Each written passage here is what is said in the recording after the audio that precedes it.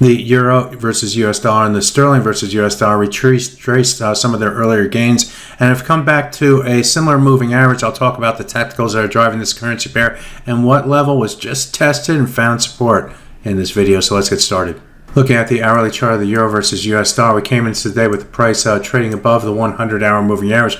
We were moving toward this swing area up through here. We need to get above that level to increase the bullish buys and stay above the 100-hour moving average. That was not meant to be. The price started to rotate back below the 100-hour moving average in the early session, and we came down to retest a series of support levels. One was a trend line right here, which we broke earlier in the day and then moved back above it. Two was the 200-hour moving average. That's a green line in the chart. And three was the broken 61.8% retracement of the move down from the July 1 high to the August 1st low. That all those three levels come within, I don't know, 5 or 6 pips of each other, and the price came down just below the 200-hour moving average, bounced back, currently trading at 1.1672 above that 200-hour moving average at 1.1665. So if the buyers can maintain support against this area right through here, we have a chance to rotate back to the upside. Alternatively, if we go back below that level,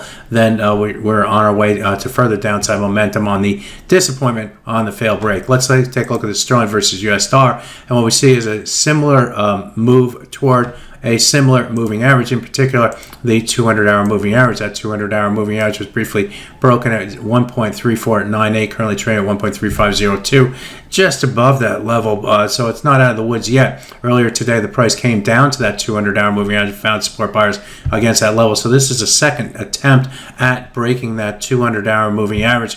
And each of the time the price moved down toward that level, we are trying to find support buyers against that level. We'll see if that dynamic continues. If it does, then look for a rotation back to the upside. Alternatively, if we run out of steam and we fall below that level, again, I would expect further momentum on the downside as a result of the failed break and the disappointment of the move above that moving average. My name is Greg Michaelowski.